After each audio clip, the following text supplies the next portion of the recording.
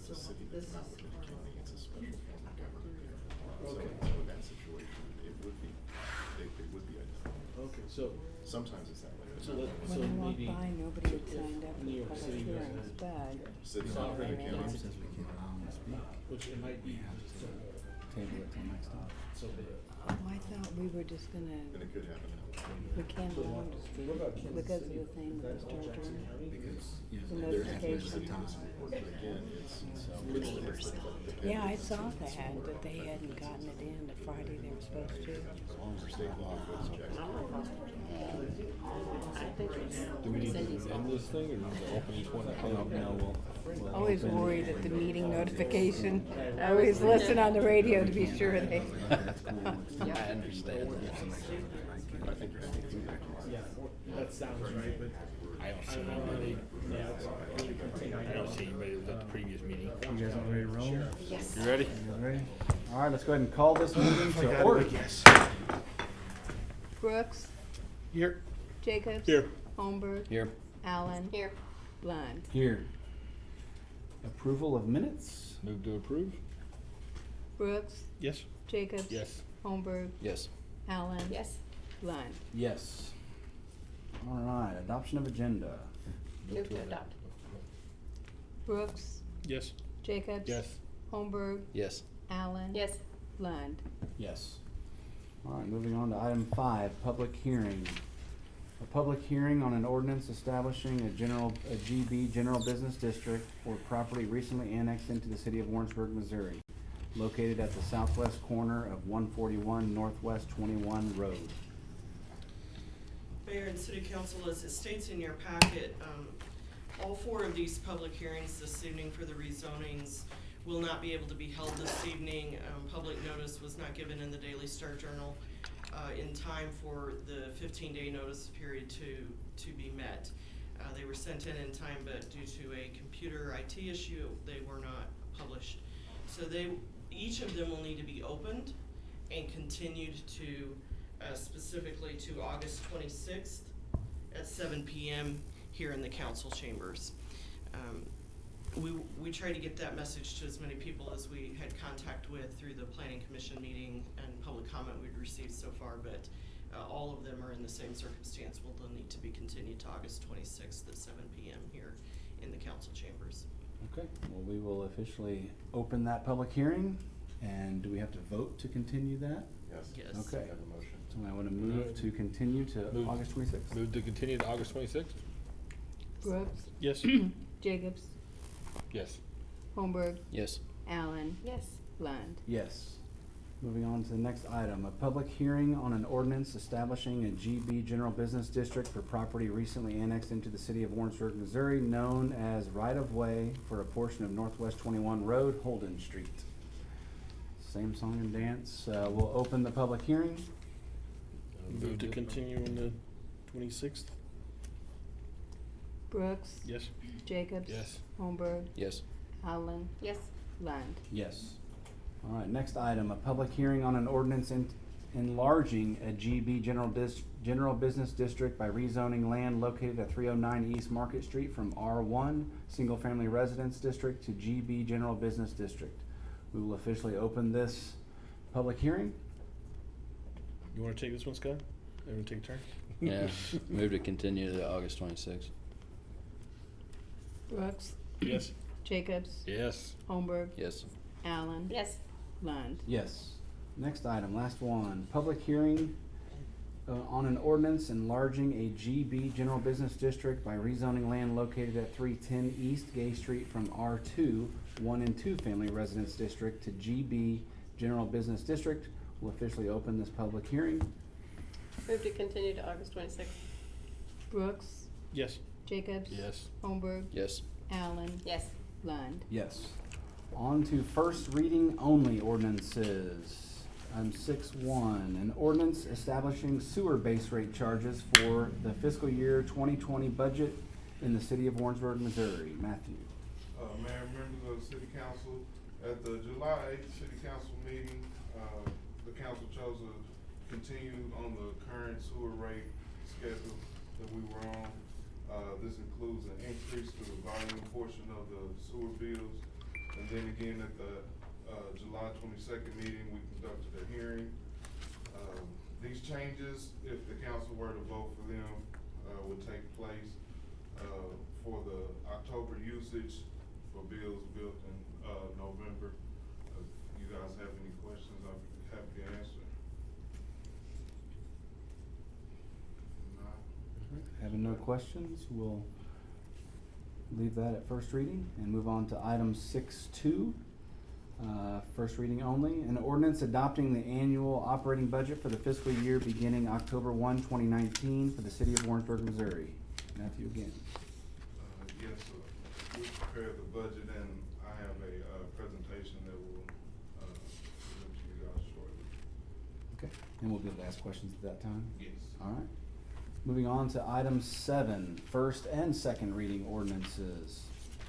All right, first up, 7.1, an ordinance approving and accepting the final plat of CWW LLC Edition, a subdivision in the city of Warrensburg, Missouri, located at 524 and 528 North Warren Street.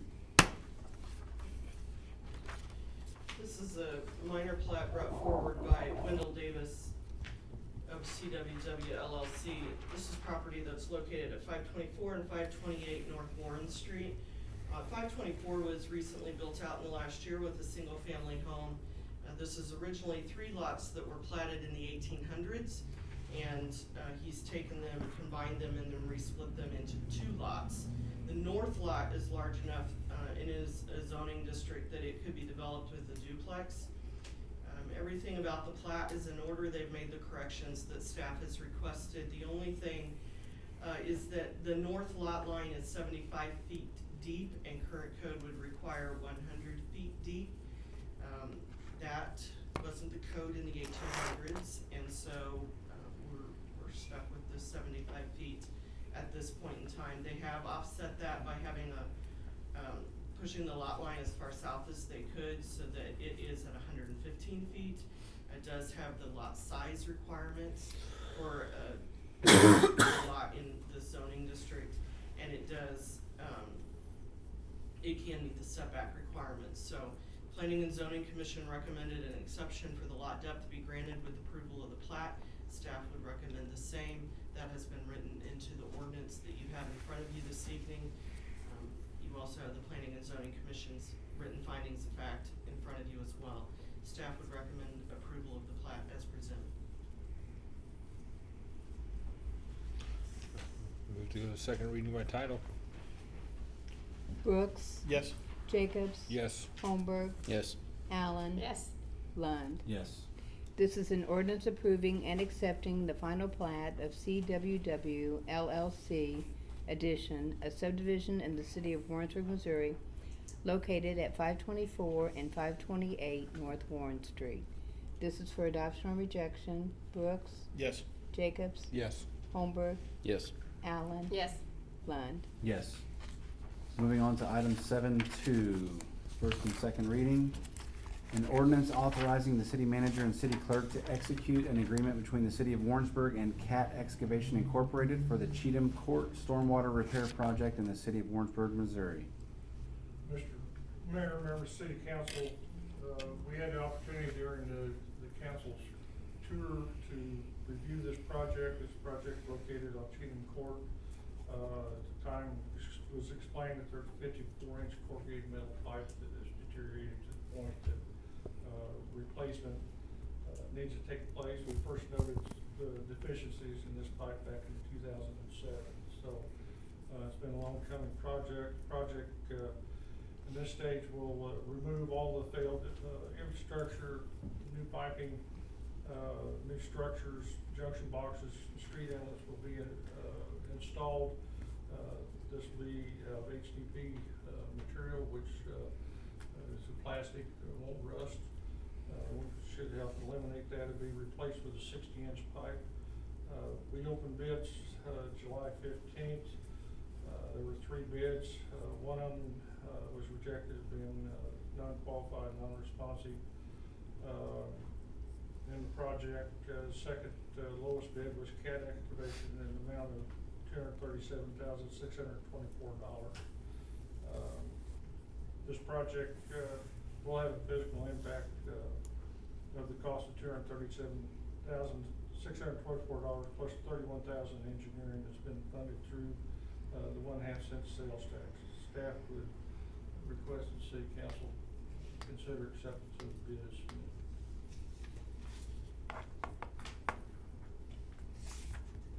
Any questions for Sloan? Move said bill be passed the second reading by title. Brooks, Yes. Jacobs. Yes. Holmberg. Yes. Allen. Yes. Lund. Yes. This is an ordinance authorizing the city manager and city clerk to execute an agreement between the city of Warrensburg and Cat Excavation Incorporated for the Cheatham Court Stormwater Repair Project in the city of Warrensburg, Missouri. This is for adoption or rejection. Brooks, Yes.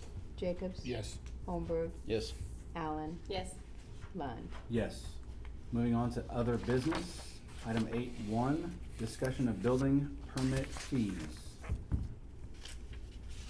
Yes, each year we come forward to review our building permit fee calculation. This is a formula that takes into consideration the cost to operate the building inspection and permit division, as well as the construction valuation that we see come through each year in the projects that are done in the city, the public projects that are done in the city, and, the private and public. So it would include like school district projects as well as private projects. And through that formula, there is a modifier that's used to recover at a set amount. That set amount right now is 40%, so we use a formula that tries to recoup 40% of the cost of operating the division. So if expenses go down in operation, then that modifier can go down as well. If expenses go up, the modifier goes up. Last year, you have a little bit of a summary there in the staff report of the history of that recovery rate and how the fees were held steady for several years. Modifier was held steady through 2016, and then in order to keep permit fees relatively stable and as an incentive to growth during the recession years, it was increased in 16 and 17 and kept the same in 2018. While fees were not increased in 2018, we did see an increase in the revenues collected because you had an increase in the construction valuations. So there were more projects done in the city than what we anticipated when we forecasted the budget and the rate. And so that brought in more revenues, and the recovery rate held at about 41%. That's the first year, to my knowledge, we've ever even come close to 40, so that's exciting. Another reason that you see that number hitting 40 is that your expenses were significantly less last year. So you have one full-time position authorized in prior years for the neighborhood services coordinator that does property maintenance code inspections. That had been a full-time position up until last year when it was put at a half-time position and split with GIS coordinator for the other half-time. So with a significant reduction in wages and expenses and an increase in the construction value, that's why you hit your 40% last year, that goal of 40%. With the hiring of a new GIS coordinator here in the next month or so, that position will go back to full-time, and so if nothing else changes and that goes back to full-time, when that goes back to full-time, then we would anticipate recovering at about a 28 or 30% over the next year. So that's if your modifier stays the same and the construction valuation, so the level of new construction in the city stays pretty level, then your recovery would come in around 28%. We've given you several scenarios. If you are interested in increasing the permit fee modifier and what impact that would have on the building permit fee for a single family home. So on the second page of the staff report, your current status quo modifier is 0.00355. That's your 28% estimated recovery. And you see the revenues we would expect to recoup from that, it's about $71,000. Couple scenarios are provided there, stepping up the modifier to hit a 30% recovery rate, a 35% recovery rate, or a 40% recovery rate. If you go to the last page of the staff report, then we've plugged that same modifier, those same three possibilities, into your calculation for a single family home for the permit, just the building permit fees for that, and shown you what impact that would have. So for currently, the current modifier, your building permit fee, the building portion, not the public works portion, but the building portion is coming in at $848. If you increase to 30%, you would see that go up to about $915. You increase to 35% recovery rate, you would be $1,065. At 40% recovery rate, that would be at $1,218. This is premised on a certain size house, certain size garage, and an unfinished basement. So a lot of factors can change that. Not every single family house permit is going to be $848, because they're all different sizes, but that, using all the same variables, you would see what increasing the modifier or the effect that would have on that type of construction. The other graph that's provided in your packet as an attachment is where our fees fall in line with other communities in Missouri. For a single family house, we're right in the middle. For a fourplex, you're right in the middle. It also shows where that information was available from the other cities, the number of permits issued for those types of construction. For commercial tenant finish, we're on the very low end of that fee structure, and for a new commercial building, you're on the I'd say middle, the low end of the middle, for new commercial building. Staff would seek direction tonight on what your interest is in increasing the building permit fee modifier. If I remember correctly, last year we didn't do anything because we implemented the new codes and some of the costs absorbed with that. You had the new Council elected codes, not there to- were some costs with that, with the disconnects, the whole house disconnects on electricity. And then, you did adopt a reinspection fee later in the year. This discussion prompted that discussion. So in December, you adopted a reinspection fee. There's some information in your packet. So far, we've had to do 5 third inspections. And so remember, the second inspection was also free, but the third time we come out to look at the same work, then we charge.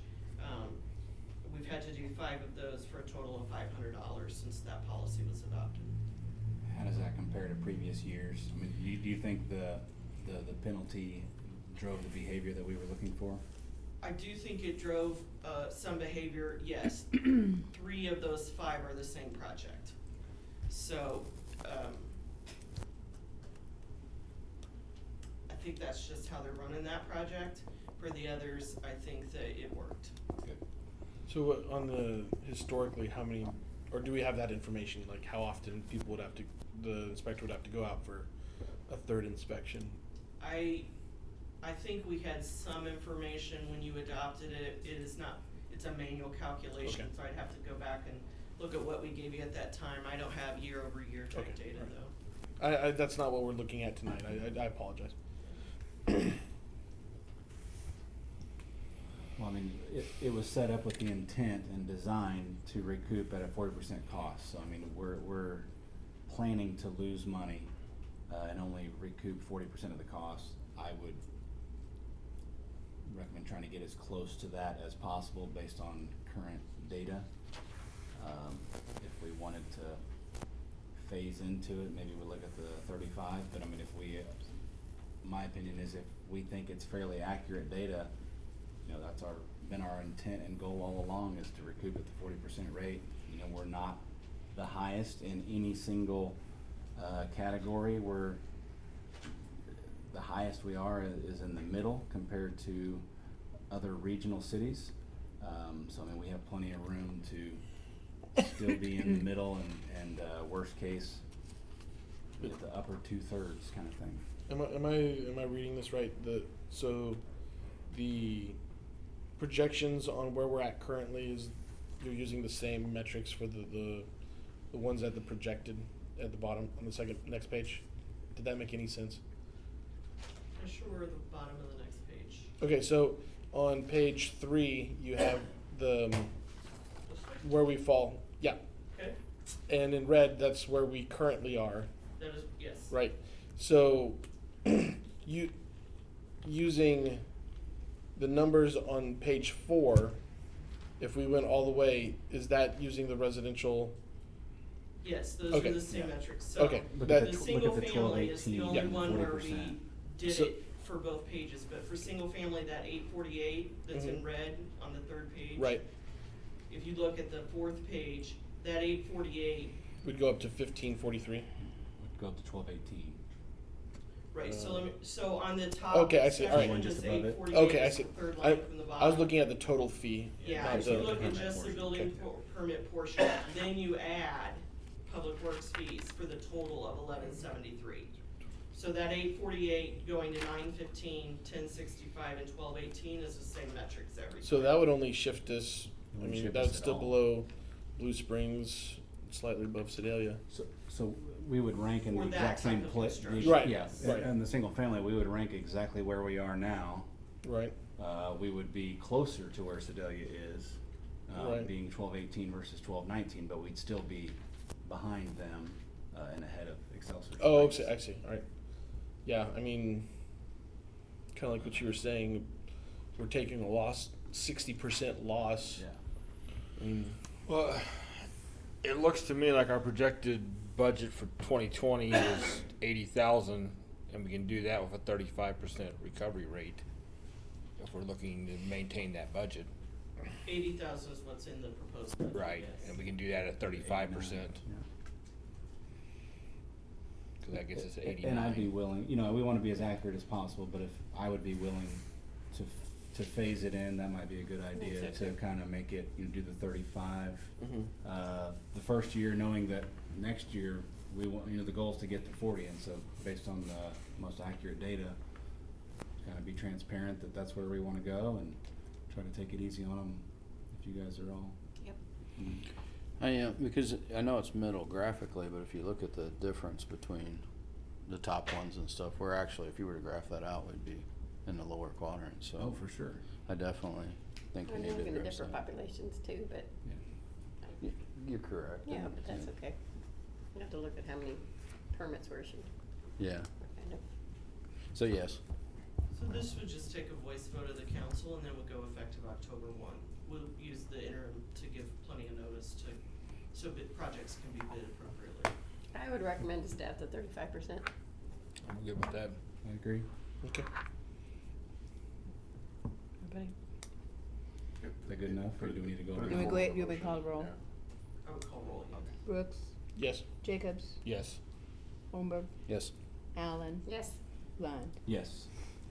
Next item, 8.2, presentation of the proposed fiscal year 2020 annual budget.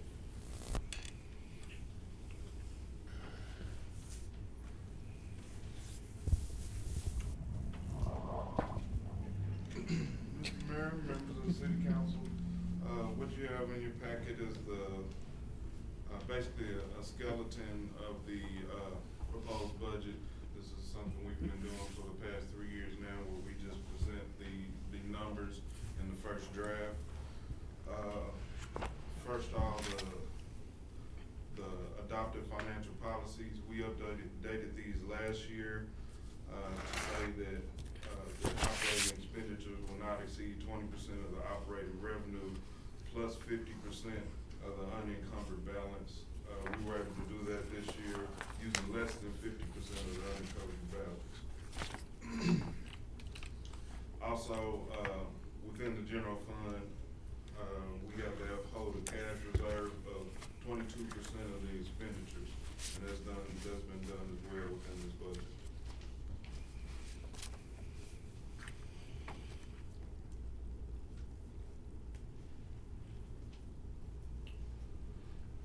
Okay, so, the fiscal year 2019 budget, so far, year to date, as of 7/31/19, we are running with a, overage of 2,692,000. We were expected to be at, running a deficit budget of 3 million, at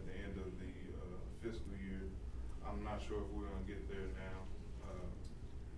A large portion of that deficit that was budgeted, was due to the GO bond, revenue, being realized in 18, and so in 19 and 20, we're spending that money. So that accounts for some of that, deficit. Expenditures are down 20% when compared to July of last year. That's basically how we've been running here the last few years.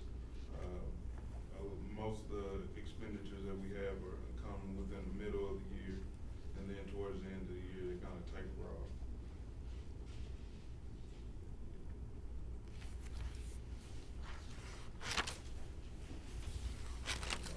The 2020 proposed budget, our funds, we're running a $2,556,000 deficit. A little over half of this deficit lies on WPC. We'll be making some large capital purchases this year. The remaining is shared between general fund and GO bonds. General fund deficit is at $618,000, and the GO bond fund deficit is at $583,000 for fiscal year 20.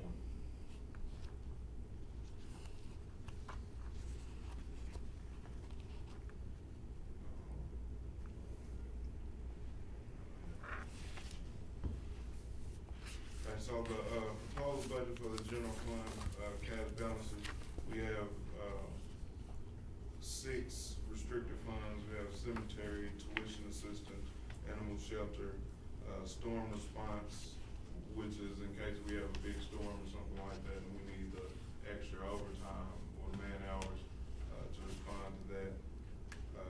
We have $174,000 in the business park restricted account. And then we have 205 for the Hawthorne. Initially, we had planned to cover $520,000 of Hawthorne debt, but with the sale of the most recent sale of land in the Hawthorne, general fund will only need to cover $205,000 in the next year.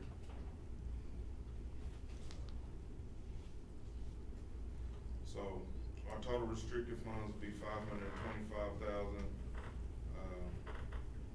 The restricted reserve will be $2,400,000, and that'll leave us with a non-restricted reserve balance of $1,003,000. We're estimated to be, as of right now, we're estimated to have about $4,400,000 cash balance at the end of the year and beginning fiscal year 20.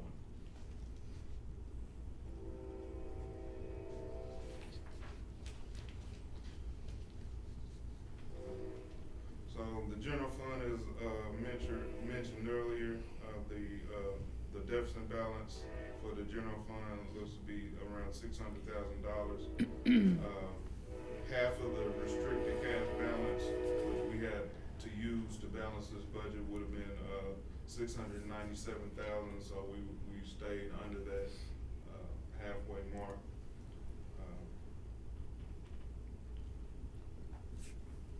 Also, as I mentioned, the Hawthorne debt payment accounts for a piece of that debt.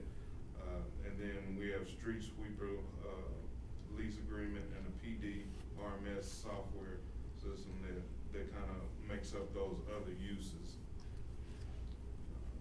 Budgeted revenues show a 2.9% combined increase from fiscal year 19, and that's basically just with inflation and growth.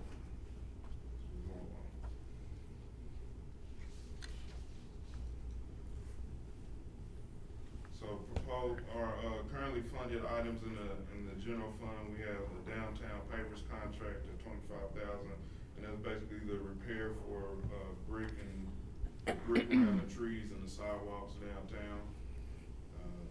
SCBA units with a 50-50 match grant for the fire department. Those are the self-contained breathing apparatus that the fire department used. Assistant shelter manager, GIS coordinator, which Barb talked about earlier, and then community funding of $169,000. Did we get that grant this year for the SCBA's, or? No, they'll be applying for it, and if we don't get it, then I'm not sure if we just won't make the purchase, or we'll figure it out at that time. I'm not sure when that, do you know when that grant will be applied for? Grant, so far they haven't released, Any grant money? Cause we had that, money, and we're about ready to go into 19 cycle. They're still in, They're still 18. yeah. yeah, cause we had that in last year's budget and didn't get approved, right? Yeah, we're still waiting on. Still waiting, God, okay. if we wanted- Still waiting on 18's money, and 19 Yeah. we'll get it in 20, right? So, And so, I mean, eventually we'll have to make some kind of decision on that if we want to Right. just go ahead and purchase them without the grant, or what. what was that we had worked out with that we were able to find a way to buy them to the state as a group purchase? State bid? Yeah. Yeah. GPO grants. So is that the same thing we're talking about still? Yeah, we'll run Okay. that through the GPO if they have it. Okay.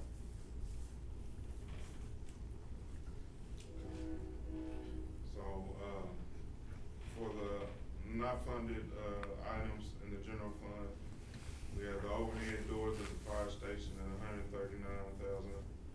And then solar power plant, panels at Fire Station 2 for $200,000.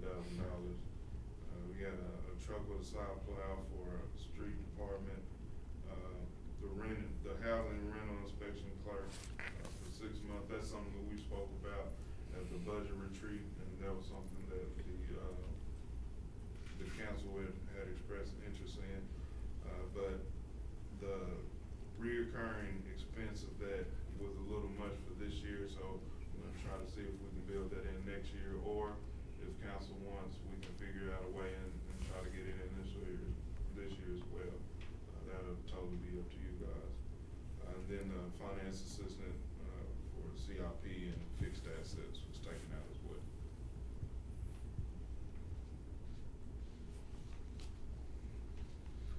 And for the CIP, for transportation CIP, transportation and a half-cent sales tax. Together, we're expecting a cash balance, at the end of next year of $650,000. We ran a deficit this year with the half-cent sales tax, but even with that deficit that we ran, we're still, above the $300,000 threshold that we're supposed to keep in that account. The debt that is in the that is in the half-cent sales tax is the fire truck and some COPs that we had for the building when the construction of City Hall, I'm sorry. So within the transportation budget, we have the annual street maintenance program at $660,000, curb and sidewalk. We plan to purchase a backhoe, and that'll be shared with WPC, the cost of that backhoe. And then the purchase of infrared street pothole repair equipment, south to Main Trail at $50,000, and then $20,000 for the traffic signal control monitoring. That'll be a recurring cost. Infrared street pothole repair. That just sounds really technical. The Infrared street pothole repair equipment. Sounds pretty technical. After last winter, you saw many of the potholes. Yeah. Sit there and have cold mix put in them, there's a piece of equipment that is available that, goes in and actually heats up that section of roadway where you can go in, liven up the existing asphalt, put some road millings in there. Mill it, fill it, and roll it, and have a patch that is permanent instead of reoccurring as we have many of them. So, again, we would, we're seeing, demonstrated and, believe it has a value for doing some patches. It saved me $120 from the tire I had to replace from a pothole, so I'm good. You donate for it. I already did. I put a new tire on my car.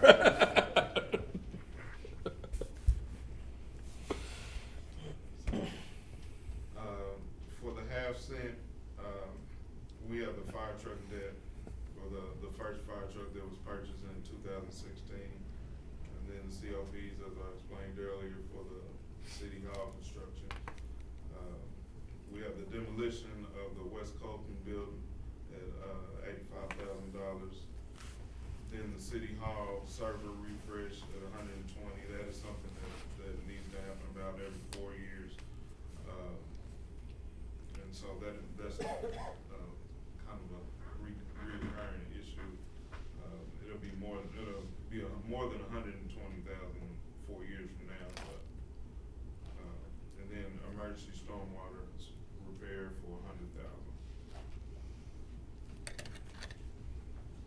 And one thing we did do different with the CIP absence this year is that we did not include a transfer to the general fund, basically starting now to wean ourselves off of that extra flow of money, knowing that the half-cent will be sunsetting in 2024. And so as we go forward with budget years to come, we'll need to start thinking about renewing that half-cent sales tax.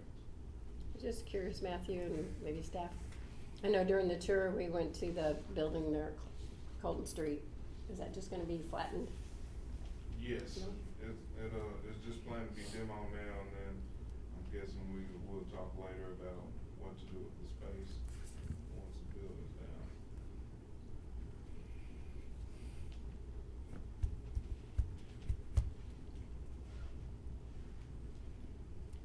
Alright, for the GO bond fund, we basically have scheduled retirement on in 2022, and that's the street portion. That is a portion of the bond fund that was, I believe, it was the 5-year portion. We had the street, and then we had 10-year for the fire. So the 5-year portion will be retired in 2022. And so we could, if it was the council's will, we could renew the debt levy for the GO bond issue as early as April 2020. I do have some numbers here to look at. If we were going to go ahead and do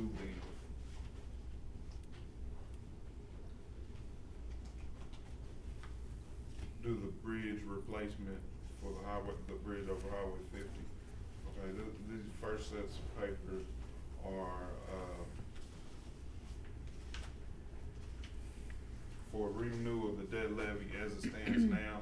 As the debt levy stands now, it is on only real property, and it's not on personal property. So this first group of papers is basically that.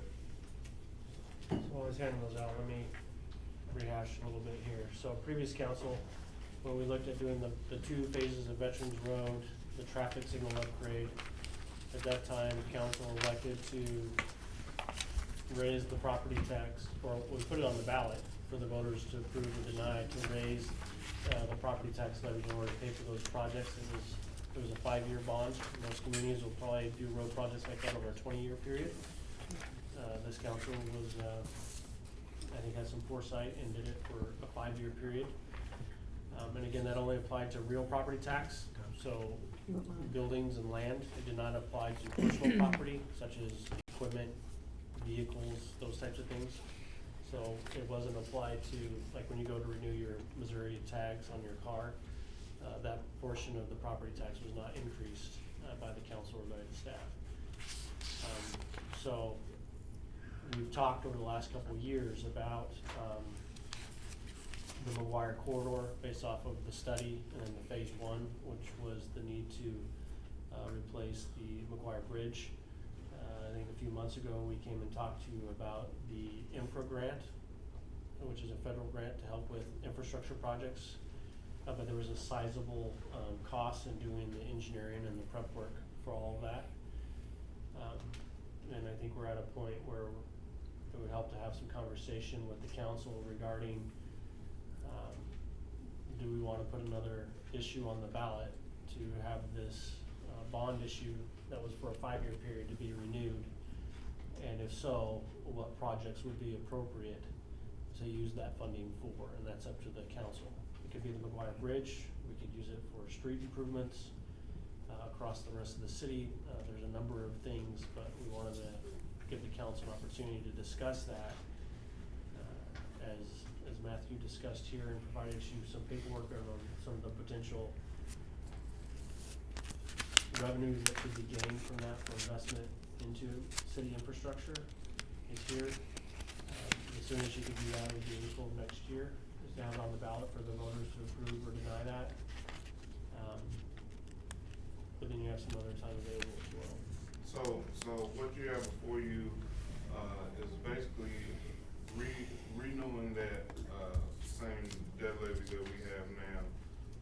There are several different scenarios though.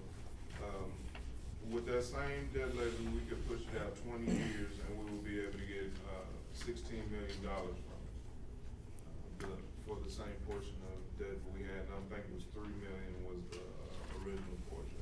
So we could push it out 20 years and get 16 million for it. We're not sure if that'll be quite enough to replace the bridge. So, Slim, do you have any estimates, or do you know, or what would be your thought on, what it would cost? No, that, we find engineering, because it was done, actually a couple years ago, we're still, we're in the 15, 16 million. We're still, of course, it depends on how much, MoDOT would want to pony up on their, to help, but, typically with projects that have MoDOT's involvement, in order to get them, to come to the table, they'd like to see money coming from the communities that's going into the project. So it could help with at least getting it moved up to the forefront of their plans. Of course, everybody knows MoDOT has got a lot of bridges around the state that need to be replaced, so. As we meet and discuss with our traffic advisory council with MoDOT, this project is on the line as far as being able to, it's one of the up there on the list, so to speak. But the funding is the hold up on the project. And there's a lot of projects in the five county area around here. So let me ask you something, because a citizen and I was talking about the side roads are looking great. The Public Works is doing an awesome job. Is there anything on the McGuire itself from north to south to repave any, where you've got a lot of cracks and you've got a lot of black and gray and? Well, MoDOT, whenever they handed that over to the city, went in and put a 1-inch surface of super pave on there. We had them grind, patch, down some places that were bad in it that we knew were bad, on there, but, 1 inch asphalt was not enough to deal with, and enough time, we argued that with them, but it was, kind of take it or leave it. I called on street there in front of the university area. Pretty quite blunt, but, initial estimates that I've given just basically running from the south side of the overpass to the south city limits is just a little over $1 million to then overlay on. Obviously, we can't do one in a whole year, but. Well, like, do we throw out the baby in the bathwater, or other streets that have got the need and the amount of, have a high volume of traffic, not what same as McGuire, but we have to keep those other streets operational. Agreed. On there, and, we could do it in sections, we go piecemeal it down through there, do pieces at a time as we go with it. We know we're not gonna be able, in the near future, be able to widen it up where it needs to be at. So the determination needs to be, do we wanna just lump all of our monies together for a couple of years to do a McGuire Street and not do any maintenance on any other streets? That's a decision that we need to come to, a council like for us to do. We put together a list of the streets that are in need, and McGuire is one of those that's on there, that's it's been discussed by staff. Just how to afford and how much to do, that's the next question, so. So I have a question. If we were to resurface McGuire the way it ought to be done, what's the life expectancy on that surface? You can, depending on how heavy the traffic is on it, but we're never gonna keep all the trucks off of it on there. You've got a probably 12, 15-year life expectancy on the asphalt. Cause pardon me, I forget what you said, the was it a 20-year for the note? Yes. Yeah. I guess my concern or consideration would, whatever we do, I find I'm hesitant to finance it for longer than the life expectancy of the project.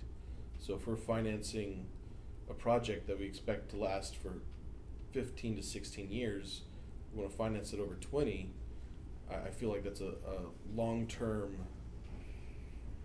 it's a bad strategy in the long term. Yeah, we wouldn't finance only a road though. The bulk of this and the reason that it's so much is because, in conversation with council with the budget retreat and things like that, we've talked about doing the bridge again. And so, in order to do the bridge, which that'll far exceed the 20 years, that it would take to pay back these bonds rather. I mean, you're looking at least $15 million. And to answer that question, remember, what we're talking about with McGuire is a mill and overlay. You're not doing a full replacement. So a mill and overlay is gonna give you maybe 15 years, versus if we were to completely rebuild the entire street, an asphalt road is gonna have a life expectancy of 20 years, a concrete road is gonna have a life expectancy of 40 years. So going to your point, typically cities do not go out and issue bonds to do mill and overlay for that exact reason. Because you're not gonna go out and take 20 years of debt for something that's only gonna last 15 years. We typically use the bonds to do new infrastructure projects. And that's Okay. either to completely rebuild the road or to do bridges and those types of things. So you do the McGuire Bridge, you're looking at probably a 50-year lifespan of that infrastructure, 50 to 100 years. And so you bond it for a 20-year period, it's gonna last much longer than that debt is going to go. But yes, you're correct, that typically we would not go and bond a project that isn't gonna last that long. Okay, and maybe I misunderstood what I No, was going to say. I just wanna be clear, we're not talking about redoing McGuire, we're talking about a mill and overlay We're talking about a maintenance overlay. similar to what we did to North Holden over here, where we come in and grind off the top inch and then come back and put a new layer of asphalt on it. Right. That's what we're talking about doing on McGuire for at least $1 million. Yeah. And that's what has a 15-year life expectancy. Oh, while we're on the subject, I know we're getting off a little bit, but I want to add the fact that McGuire Street, in order to have a roadway that will last on there needs to be some storm drainage improvements first. We have basically the area from Gay Street up to Oak Street, or that area, clear back to Long North, everything, Emerson, all that is in a drainage area. We have one drain that drains all of that. So part of your life expectancy of the roadway is the amount of water that's running across it. The bar act basically is a gutter. And there needs to be a storm drainage system put in this before we put dollars into putting a roadway in. Yeah, right there around that Gay Street area, Wendy's area, that is just floods. Water runs, a foot deep in there every time we get a good rain. And, you can't expect your roadway to last any time if you don't keep the water on. Work There's on a that, lot Slim. that goes with this project rather than just looking at making the surface smooth and right. So Brian's donation needs to be bigger. Yeah. And that comes back to the discussion of the prioritization, which comes back to potentially putting another ballot issue on the ballot to renew those bonds. Here for the last, 3 or 4 years, people have gotten used to paying that property tax amount. So you have a choice now, either let that sunset and let the property taxes go down, or to ask the community if that can be renewed. Well, I'll lead paying off. the same amount, but then we're talking about what's a priority here. Is it the McGuire Bridge, which creates a bottleneck? And is that improper height to meet federal minimum requirement, and is aging, and has very limited lifespan left to it? Do we look at a rehash of McGuire when it comes to putting in stormwater drainage and repairs and those types of things, more long-term repairs, or do we put that money towards improvement of streets throughout the entire community? You know, those are all things that are on the table for discussion for council today to deliberate and discuss. But ultimately, the voters get the final say, because they're the ones who get to vote whether or not they're gonna allow this to continue or whether it's gonna be sunsetted. Personally, I would like to not sunset it and we come up with projects, because I think I enjoy our community and I think we invest in it well, and I'd like to keep doing that. Well, and I think when you're coming in versus the bridge, if you did have the new bridge coming into McGuire right now, not that it looks old, but there is, once again, we were talking about how the gray and the black, where it's a beautiful bridge, and then you come into Warrensburg and you see not the nice paved road. Well, the black, if we've been allowed to continue on with that, but a former city manager didn't like the black stripes on there, but that was very effective in keeping the roadway together, on that. We were called to a halt on that because it was viewed as being ugly, but the crack fills keeps the moisture from going in and causing potholes. Okay, And so what's the black stripes we're referring to? It's the tarring of the cracks. The crack. Oh, okay, all right. All the squiggly lines and stuff. Okay, all right. I didn't know if there was something else that we were talking about that I wasn't aware of. So when we were finally able to get back into that Mhm. and do that, it was almost too late to do it with any efficiency before it was done. Well, I'm with you, I love our community, don't get me wrong, but when you do come into Warrensburg, it does, some of these cities that you go into, the roads are really looking nice when you go in. Once again, Holden Street's looking great, a lot of our side roads are looking awesome. So I'm not saying not to do some of these side roads, but I think a couple of us were talking about how we could maybe focus on McGuire a little bit in the future. So it could be a nice, stormwater was where we should start, that's maybe where we should maybe start. I think some of this, we maybe should go through and kind of have like a refresher on, some of the projects we had, because along with the bridge, we had there's 4 phases, is that correct? That will work down? Yeah, That's what we South. looked at. Project. Yeah, it's, There's some Phase one was widening, Cooper to Young. recurving, yeah, there were some phases that were looked at on that. yeah, so maybe we can come back and look at those phases again and kind of make the decision on what we will do, with the bond money in the future. I do have another set of papers that I would like to pass to you as well, and these calculations will basically show what the debt levy is now, plus if the council decided to do personal property as well. So real property and personal property together would give us about 20 million for this project. It wouldn't necessarily, it would be an increase, but it's not an increase to the debt levy because we're already at that level. We are just basically choosing not to tax, personal property. So if we did choose to tax personal property, these are the numbers. I have, Matthew Courtney with Piper Jeffrey here too, who could explain it a little better than I can.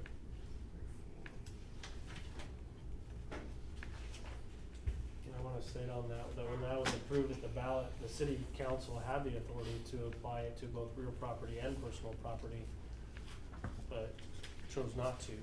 So, in case any of the public thinks that we're greedy, just trying to get every dime we can, we try to be very frugal and conscientious regarding the tax burden and what we need. And, we're elected not to do that, even though we have the authority to do so. There are a couple options on here. One of the options would allow us to basically put out $6 million worth of bonds before 2022, when the bonds actually come due, or retire, when we have to retire the street portion.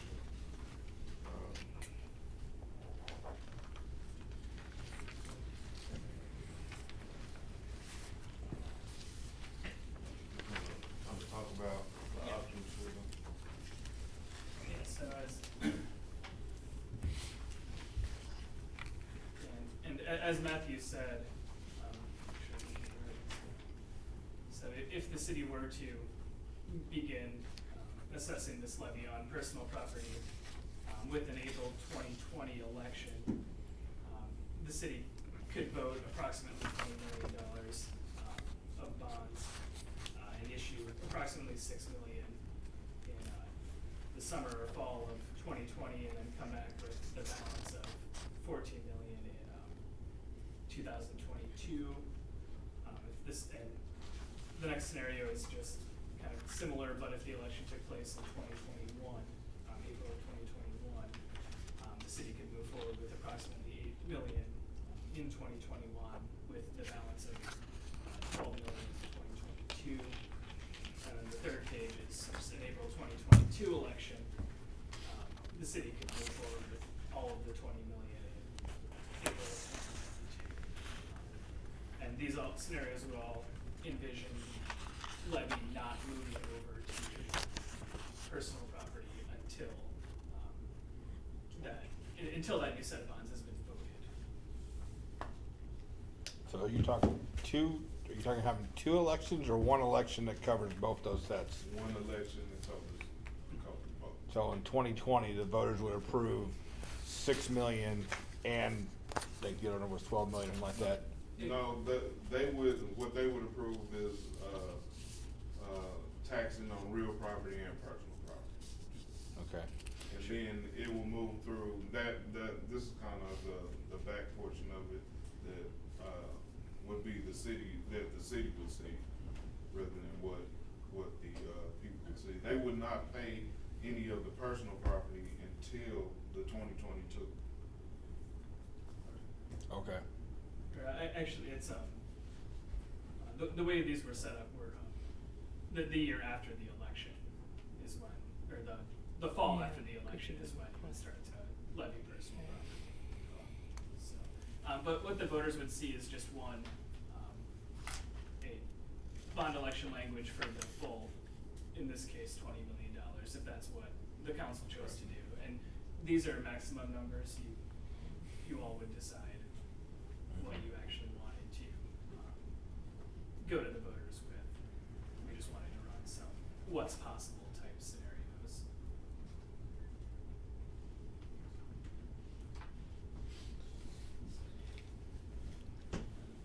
Yeah, happy to answer any other questions you all might have. And the projected interest rate for these figures is 3.5 or 3.75? Sure, and we just wanted some conservative figures based on the market today. Right, I got you.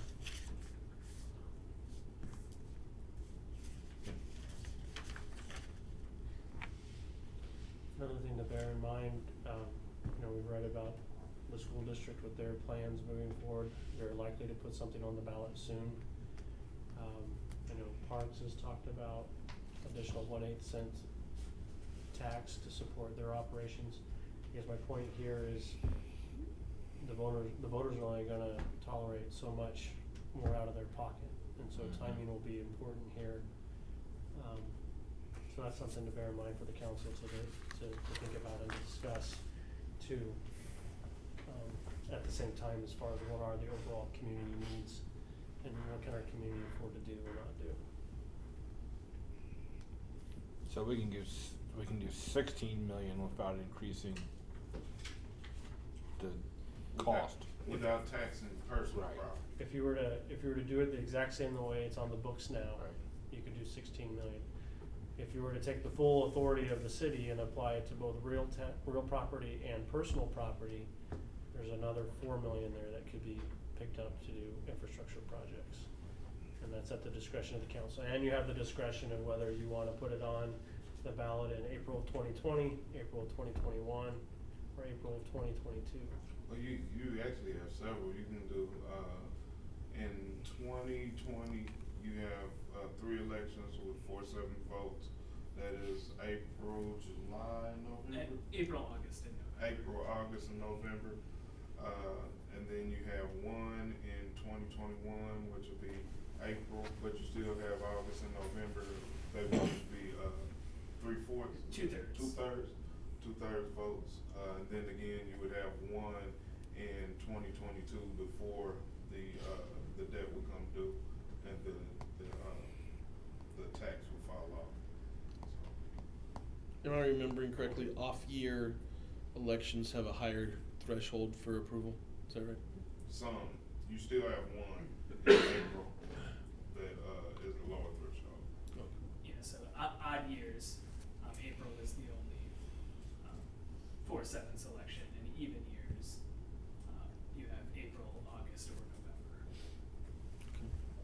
Cause we have an election every year for council, and that one qualifies, but if you to do any other ballot measures at a different time, then you'd have a higher threshold of voter approval.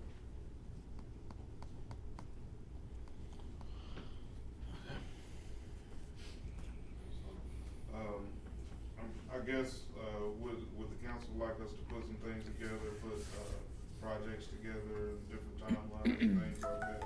Well, a See if question we can that I talk have, about- and forgive me if I misremember, but when we went through early on in April, we had a good strategic session, and that was extremely helpful. So that data we can pull from. Are we gonna have like a mini session of that again We can. before budget?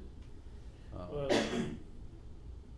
so this is those discussions now. So Okay. you're getting ready to approve your final budget, so you did your first reading tonight. This is your Right. presentation going through and outlining what our revenues are projected to be, what our expenditures, based on how staff has prepared that. Right. Now is the time for council to deliberate, does that budget reflect what you wanted to accomplish in the community or not? And then we're also adding on the conversation about, we have some bond issues getting ready to sunset, and we need to discuss timing as far as votes and ballot measures and those types of things. So this is the initiation of that whole conversation as far as, does the budget reflect what you want it to do, and does the council have any interest of potentially discussing a ballot measure for next spring? Does Parks 1/8 sunset sometime soon? It doesn't. I don't think it sunsets at all. Oh, it never sunsets? Mm-mm. Okay, I thought it Yeah, sunset. the last time that was voted on, it was voted with no sunset. Okay. And so, right now, they're at 3/8. So, the additional 1/8 for them would make them half cent. Which would be similar to what City Hall just approved Right. last week. And then they removed their sunset off of theirs last week as well.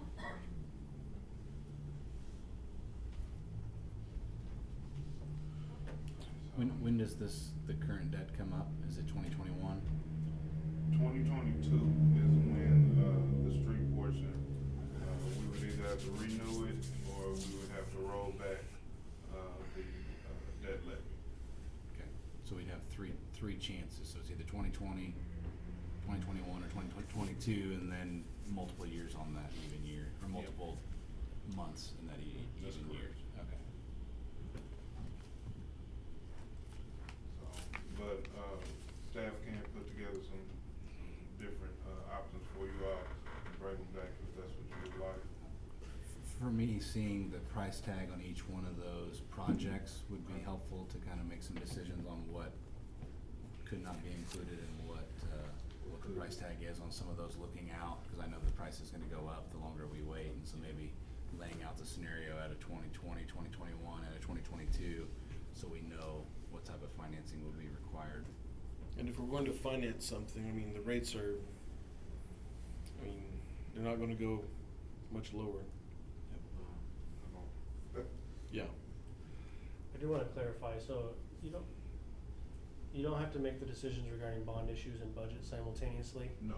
So the budget we need approved by end of this month into next month, so we can get it submitted to the state, meet the requirements there.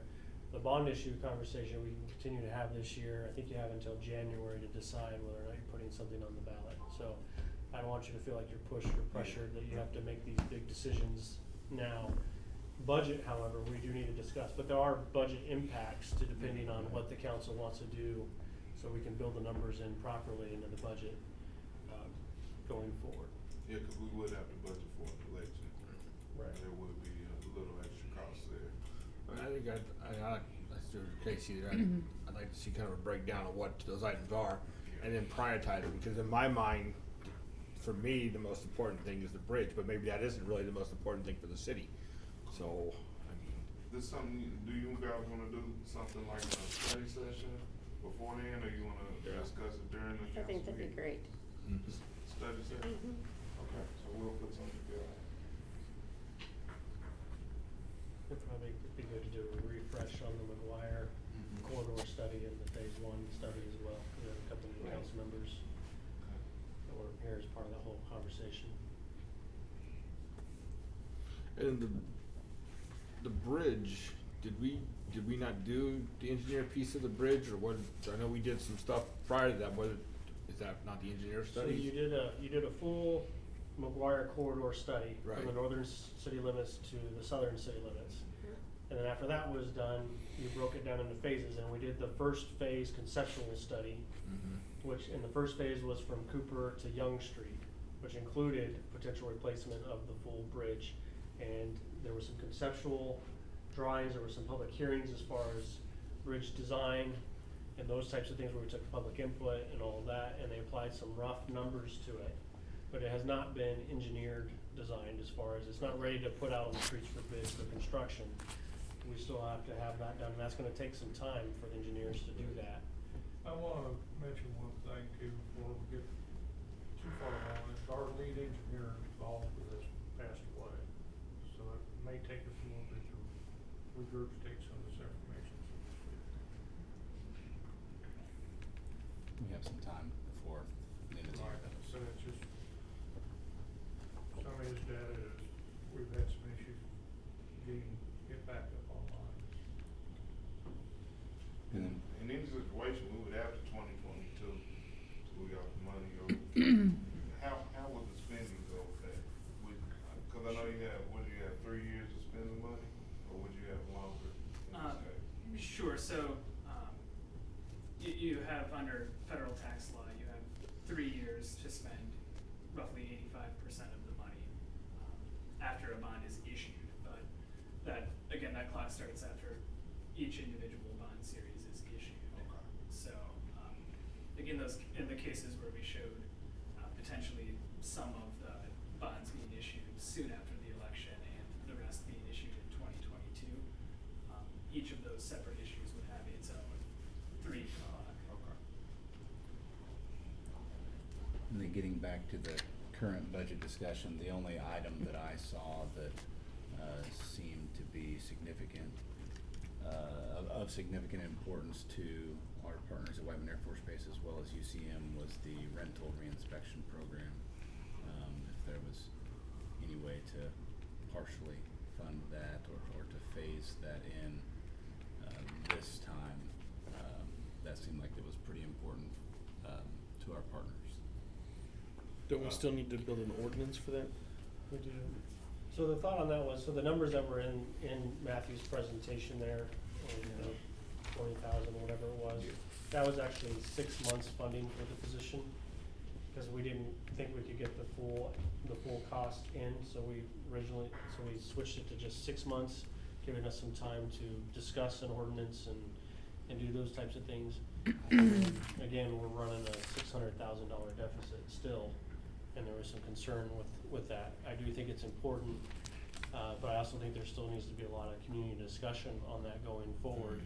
And so staff's thought process on that is, yes, it's an issue and a priority, and you'll hear a lot more from me about that here, but we wanted to get this budget approved first, and then that was gonna be one of the main priorities for me to come back and discuss after the budget was approved, knowing full well that we don't have any money in this next fiscal year, but we could take this next fiscal year and discuss that, figure it out, take community input, and then next year when we build the 2021 budget, that we could put that in there at that time, assuming that we get far enough along in the conversation that we're gonna move forward with it. But I do agree, and again, I just sat in a pretty lengthy meeting last week, again, discussing the priority of housing to the military. And I think I've included something in my report about a new Missouri grant that's available for military communities about doing a housing study. And if we move forward with that, I think that one of the key pieces there as part of that housing study is to also study our rental market. And if there's a recommendation about whether or not the rental inspection program makes sense or not for us, and how imperative that is.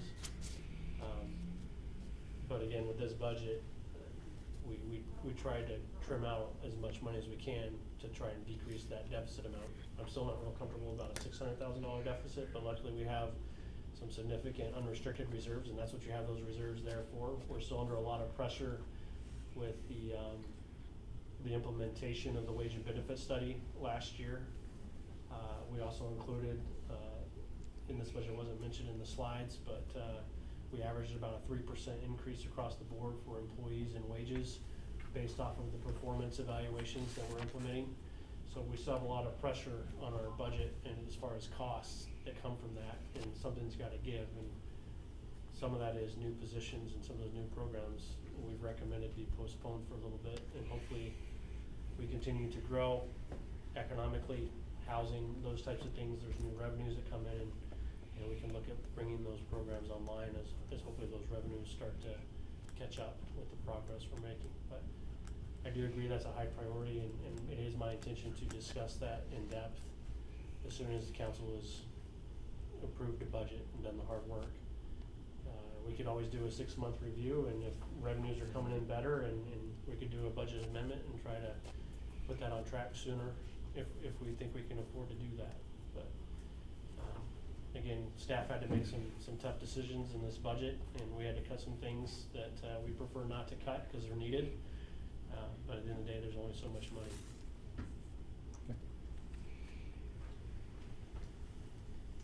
Any other questions regarding budget, what was included, what wasn't included? Well, I got a few more slides to go. Not many, just a few more. So, for 2020, we do have a new fund. It's the Vehicle Equipment Replacement Fund. So far this year, we have funded this fund from the sale of city vehicles and the sale of other things, reimbursements. Basically, any unexpected cash we have put into this vehicle replacement fund to kind of grow the balance. In the future, when we sell cars, we will put the money here, and then in hopes that we'll be able to replenish our fleet as we go with this fund, basically building upon itself. Next year, we have 3 purchases scheduled. We have a truck with a side plow for the street department and 2 PD patrol vehicles. So will this be a restricted fund like the 6 you'd mentioned earlier? No, restricted funds are usually restricted within a fund. This is a fund in itself, so it'll be like the general fund. This is the vehicle equipment replacement fund, or like the CIP. It's its own fund. So, but it's within the general fund. No, it's not. It's within all funds of the city. The general fund may make a contribution to it. Yes. Because just simply selling used cars and expecting that to pay for purchase of new cars isn't going to work. Right. And so there will be, basically what you'll see whatever the council agrees to, a transfer from the other funds, the general fund, the sewer fund, those types of things will go into this fund, and this fund is set up specifically to have a plan on replacement of vehicles on an ongoing basis. So I guess that's what I'm trying to ask is, will this be protected from us pulling out for miscellaneous expenses, like for instance the cemetery? I don't know. So this will be strictly vehicle and equipment replacement. It would require an amendment to the budget to do something like that. Yeah. That being said, everything is amendable by the council. It is. So this fund can be created or dissolved at any time the council sees fit. So there's no way to permanently protect anything. Right. But this To is me, it's like Christmas fund. You're putting money in for Right. Christmas presents, but then your car goes out and you need a new tire or something. You're gonna pull that money out. I think You just gotta ask the council. this is good fiscal management of that asset and having a plan. It's like a CIP plan, but it's for our vehicles specifically, where we can manage and plan that. We can look at the lifespan of those vehicles, and we have money set aside that we can replace those vehicles. So we're not looking for 80,000 every year to replace two vehicles. We have a fund that's set up. There's a rotation, and there's money coming into that account to help fund that turnover all the time. I'm just kinda surprised that maybe in the last 10 years or so, somebody hasn't come up with that, and now we're setting that money aside, which is a great idea. We used one of these in Knoxville, Iowa, very effectively. Yeah, I think once we get rolling with it, I think it'll be a good thing. There's a lot of transparency there too. Everything to have its own line, purchases. I like it a great deal because folks don't realize how many miles you put on a Yeah. vehicle, and I've done that, so Yeah. like, how many miles Police. on a truck or a police car? Just Yeah. off the top of your head, The not, trucks are gonna, because they're running low RPM, or high RPM, Yeah. your 50,000 miles are yeah. pretty much worn out. We're getting up there with ours from over 8,200. And about 100,000 is when things like motors and transmissions start going out.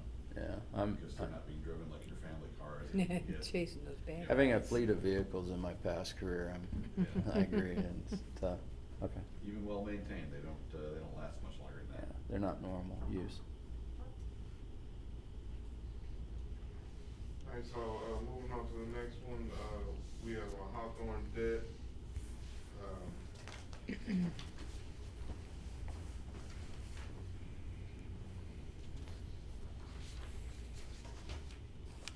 So, we spoke about this in a previous council meeting, how we would, take care of this debt. Basically, the Hawthorne, fund, the Neighborhood Improvement District Fund, makes about 66,000 a year. And with the refinancing option that was selected by council, that'll leave about 100,000 left to be paid by the general fund each year.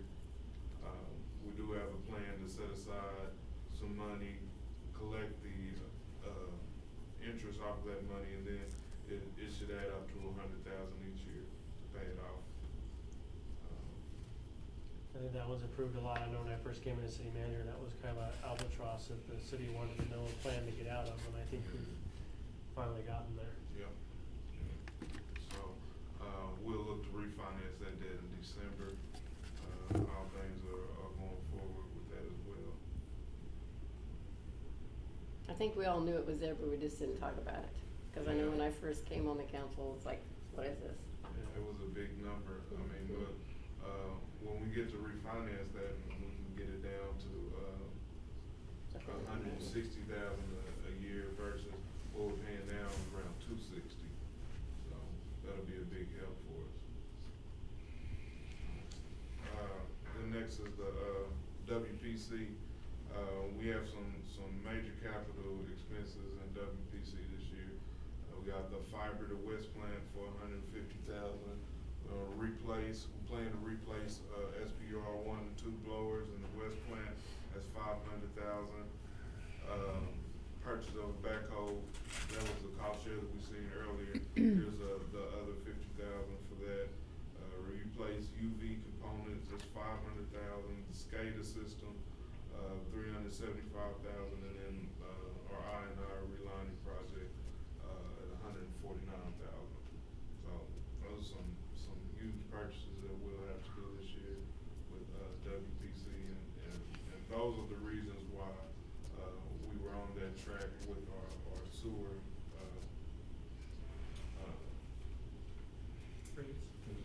the sewer rate. That's why it's important to keep on that track with our sewer rates, to keep up with these spending.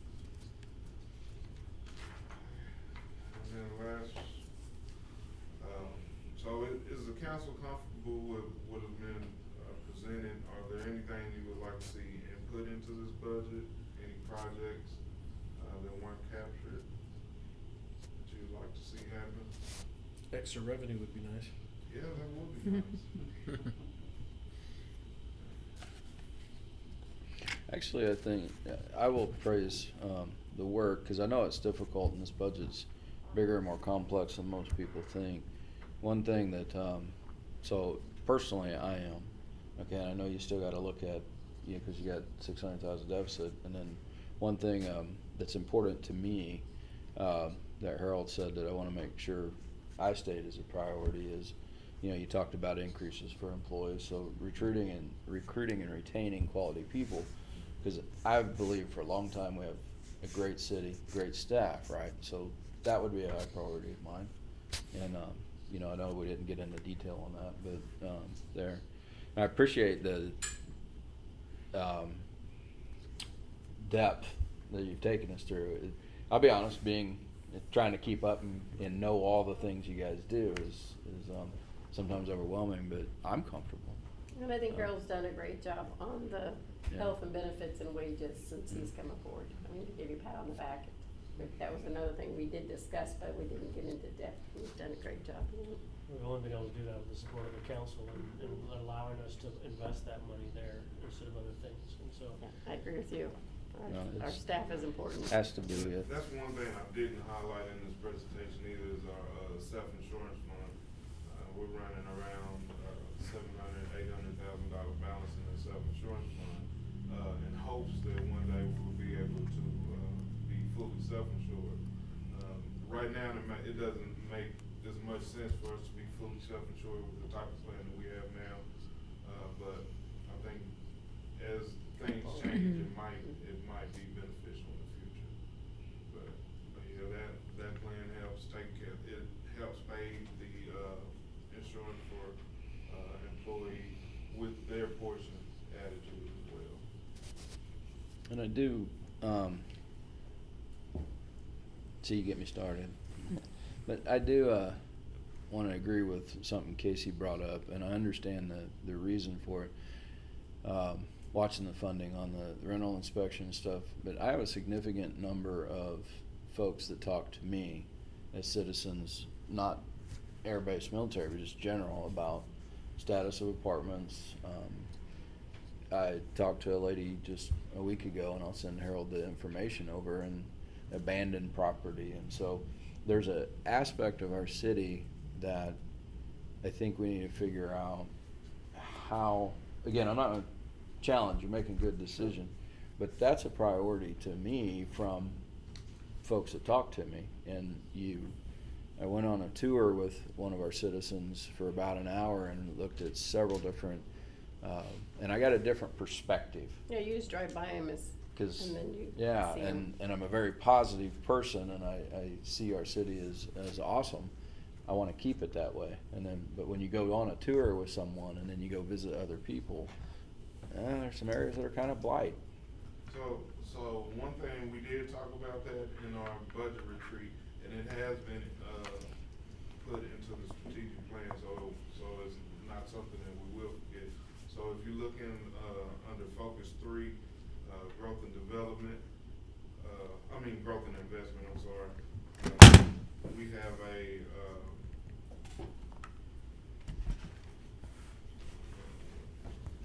we got objective 2, which is adopt city goals, policies, and plans to support and encourage residential, commercial, and industrial growth. We have added those 2 there, which was create a redevelopment authority or housing rehab program, and create the rental inspection program. So those are both two things that we have to look at and discuss more in the 2020 budget, in hopes that we can get those added in for 2021. Would that person go along with like Roma and there's somebody else working with him when you have citizens complain about something and he goes and inspects it? That would basically take on a life of its own. Okay. The way we've looked at it, we would probably need a person to kind of oversee them, and then you would have a clerk. Was it 3 positions? Well, We're gonna need some in positions. the rental inspection program, looking at the numbers of rental properties we have, or estimate that we have, because there's no one database that exists, that's what the clerk would have to create in the first 6 months.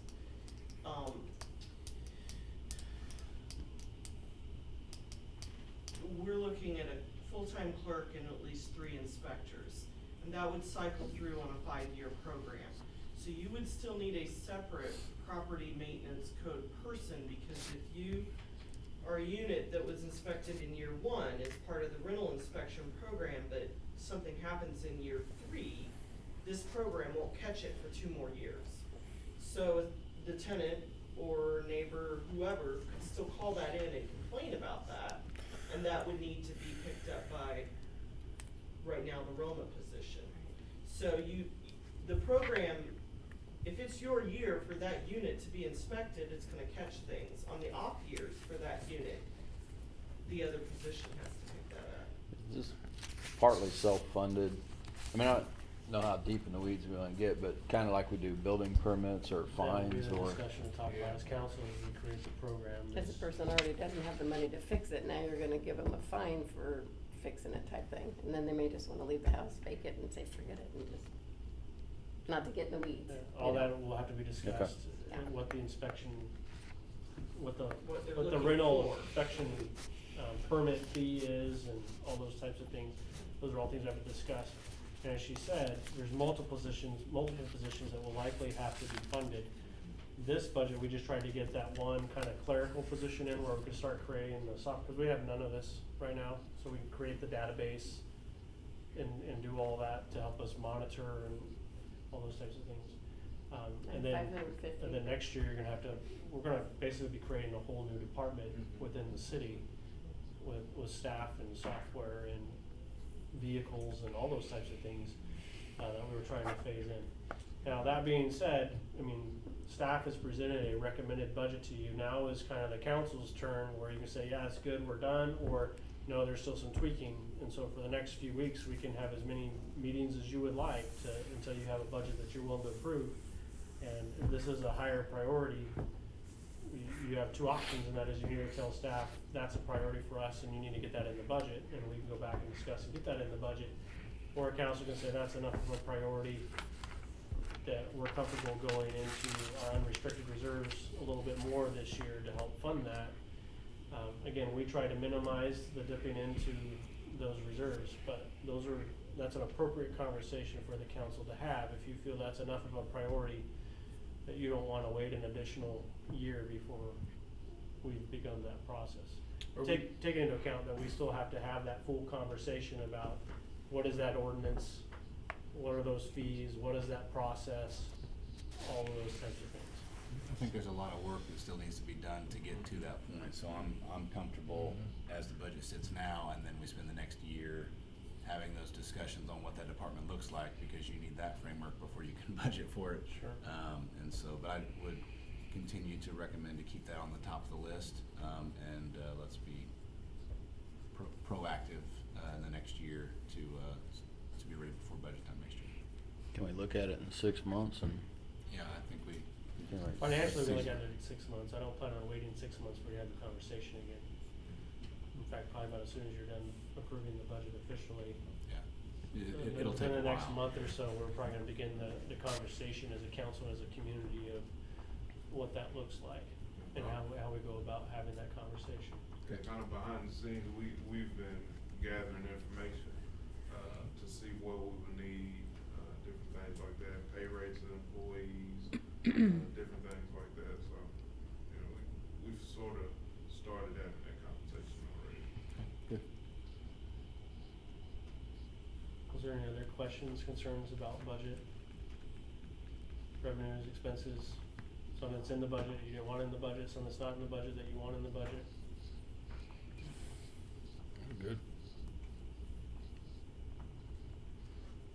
I would ask, so this is gonna get sticky, with some of my friends here, but animal control went up from 264 to 335. What's the? They've been under, funded for the last few years. We're starting to get some real prices on some of the care it's taking, for the animals and different places. And then you have the addition of the assistant shelter manager. Yeah, I remember that. Which is a big portion. So that's not a significant increase in veterinarian costs, Yeah. this last year. Just a lot of different things. So it's been front and center for the last several months, trying to make sure that's properly taken care of and assessed, and there was some additional costs in there. So there was additional monies diverted to that this year. It's still not running as ideally as we would like, because it still doesn't have the funding necessary to really operate Okay. at the level that I think is expected, but it's a lot closer than it was. And the assistant manager position was in addition to the increased salary of the shelter manager and the increase in the veterinarian costs. So we were in a spot, I remember, learning about coming on, it was deep enough hole that it really isn't a jump, it's just catching to where it needs to be. Right, we're trying to catch up still and make sure Okay. it's properly funded to even meet the bare minimum of what our expectation is, and position us a little bit better to help us get to that next level. Looking forward, are we looking at another $600,000 deficit next year? Because I mean, at some point we run out of money. So the way things have been going, the last few years, we budgeted a deficit and then we end up with a overage at the end of the year Surplus. or breaking even. So, I mean, yes, we've scheduled or we budgeted a deficit for this year, but that doesn't mean that'll come to fruition. A lot of times we budget things thinking that we will be able to get to them, and we don't have the manpower or the time to get to it in that fiscal year, and it ends up going to the next fiscal year. Gotcha. So, Well, with my last year coming in April, I'd like to see if I don't come back or what the animal shelter really get bigger and more.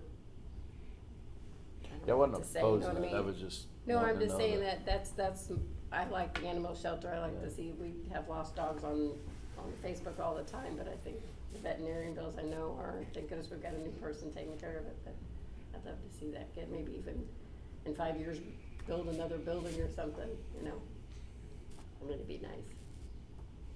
And that's the hope and the plan. That's one of the reasons why the new animal shelter, one of their primary responsibilities now is community engagement and increasing the presence and the visibility of the shelter. Also hopefully helping getting more support in donations and volunteers and that kind of stuff. And that's one of the reasons why we felt it was important to go ahead and include the assistant manager position in here to free up some of that time of the manager to focus on some of those things. And the assistant manager can help make sure that the day-to-day is running and operating as we expect and as we've tried to get it working on. currently. And police department gets incredible kudos for, you've done a really good job as a department engaging the community, best I've ever seen, and stuff, and folks have shown up for dogs and AEDs, and you guys should be proud, my opinion. It's not me, it's a whole bunch of people. Well, I said you, I just as get out of a the way. group, just, Yeah. but it's a positive thing, Chief. And it would be nice that, I think shelter could do that well. And due to the stewardship that staff provides financially, projecting deficits and ending up with surpluses, and I'm confident as it sits now, just knowing how the restraint that staff has had and even not move forward with some things when budgets get tight, when they have authorization from us. So thank you for the stewardship that you guys provide, and I'm comfortable even projecting a deficit because of that past history of stewardship.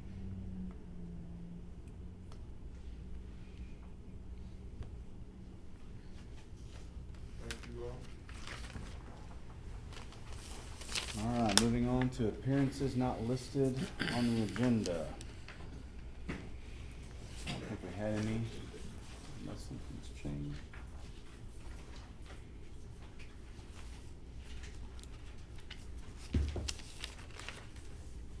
Nope, nothing. None? All right, so no changes on that. No mayoral appointments tonight. Moving on to miscellaneous matters from the mayor and/or city council. Got anything? I just wanted, I wanted to thank the police chief, because, just recently I had to conduct some business in another city, and, when I was talking to the police officer, all I could hear in the back of my head is the Barney Fife song playing, because his uniform looked awful, he looked sloppy. It just took me like, okay, you're supposed to be here, and I'm really thinking you're here, And when I run into, when I run into Warrensburg Police Department, the cars always look good, your guys always look good, you approve the beards. I think they all do very good with the beards, obviously. But no, I think Warrensburg is kept to a very good image because of that. So. I think the more you go into the schools too, though, because I like the SORs and those, Yep. these kids nowadays they're in their 20s, 30s, 40s. These little ones need to know not to be scared of the police, you know. Yeah. So when you're engaging in the kids in schools. I call it money in the bank. Yeah, yeah. And what is our timeline on the dog? Do you want me to do that on my spot, or you want me to do it now? Oh, you were planning on doing it in your spot, you do it in Yeah. your spot. That's Okay. fine. Yep. So I'm good. Anybody else have anything? You good to go? Kind of work our way around, Harold? So the only thing I'll mention tonight is, we have 5 candidates interviewing for our fire chief position, this Wednesday. I invite all the public out, 4:30 to 6 o'clock at the community center, where you can meet the candidates, ask them some questions, and provide us some input on your thoughts and impressions. And, we're looking forward to getting that done and having a new chief established for the department, so they can continue to move forward and be as good and professional as they are. I don't have anything else tonight, other than, at some point, we should probably also discuss, attendance at the, ICSC conference in Chicago. That's in, early, middle October. The dates are in your city manager's report in my section. Probably need to know Quickly. in 2 weeks, it's time to make flight reservations. Yeah. The date for the Texas show is also in there, so you can look forward to that and make some decisions across both of them. And again, my recommendation on that one is, we could probably have one council member go and spend the night, but any of the others should probably fly up that same day and be there and then fly out that night, so it makes for a long day, but it really cuts back on the costs, in meals and hotel, and all, and Chicago is probably one of the most expensive places to stay in a hotel. Yeah, it is. And so, anything we can do to, we'd love to have you, and you're welcome, but, some discussion needs to be had of who's gonna go and stay overnight, and then who's gonna fly up that day and come back that same day. Matthew? Yeah, down July, we were down 18%, when, looking at July this year to July last year. But, all in all, we're on budget. We're only down 0.9%, from what we budgeted for fiscal year 19, so we're in good shape still. Two things, if you look at our activity report for July, this is the first month you're really starting to see the change in the number of permits. So year to date last year, by the end of July, 226 single family additions, alterations, permits. This year, 74. That's your re-roofs. That's all your hail damage and your re-roofs last year that you processed. So don't be alarmed when you see those types of numbers. Your construction evaluation is very much holding pretty even with what we expect year over year. And so those big numbers, the differences there are re-roofs. And the other thing I would point out is there will be a Board of Adjustment hearing, 2 hearings on August 27th for 2 cases, one at 444 East Russell and one at 500 East Gay. Those are 6 p.m. here in this room. That's a variance committee? Board of Adjustment for variances, yes.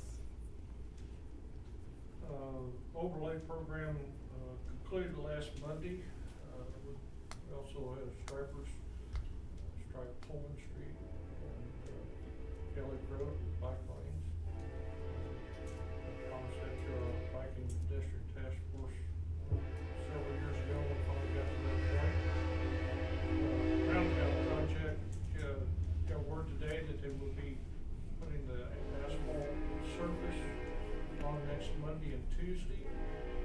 Expect some delays when you go north of town, because it's probably gonna have to be, reducing that to 1 lane. So bear in mind, we haven't decided yet, there's a meeting Wednesday to decide how we're going to do traffic control of that, but, maybe a pilot car issue or, some other method of controlling that through that stretch out there, so, just not enough room for everybody to be in the same spot. With the development that we've had going on, with some of our planned subdivisions, the rains that we had this spring, my wastewater operations manager looked at numbers. We're really at the point where we need to do a sewer capacity study with our plants, start looking at that. So we're in contact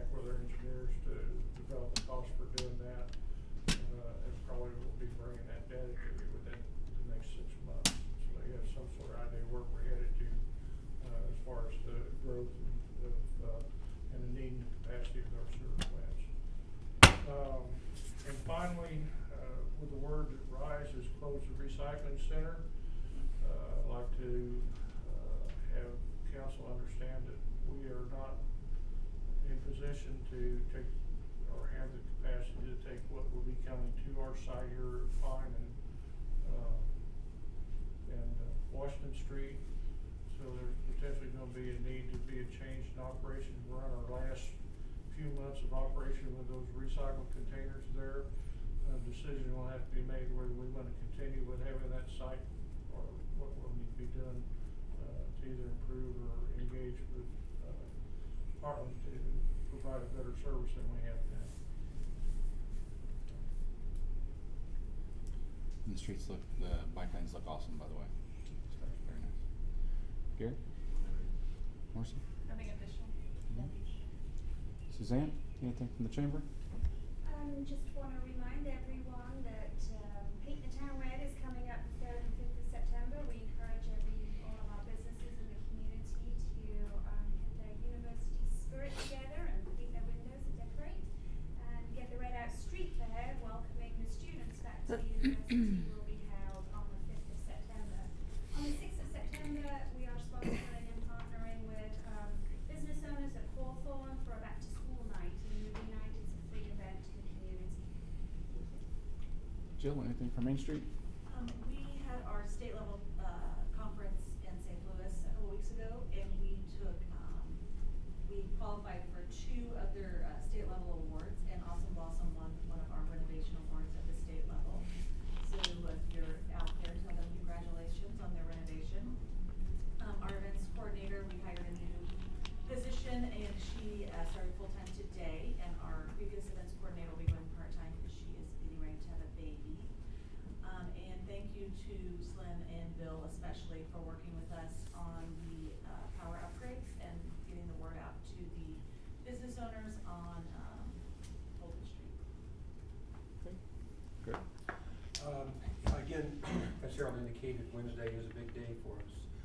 We'll have the 5 candidates here, so in addition to the evening session from 4:30 to 6 over at the community center, I just want to remind all of the department heads as well as the council members of the luncheon on Wednesday at Rise Cafe, 11:45, as well as some others that are here tonight that are invited to that as well.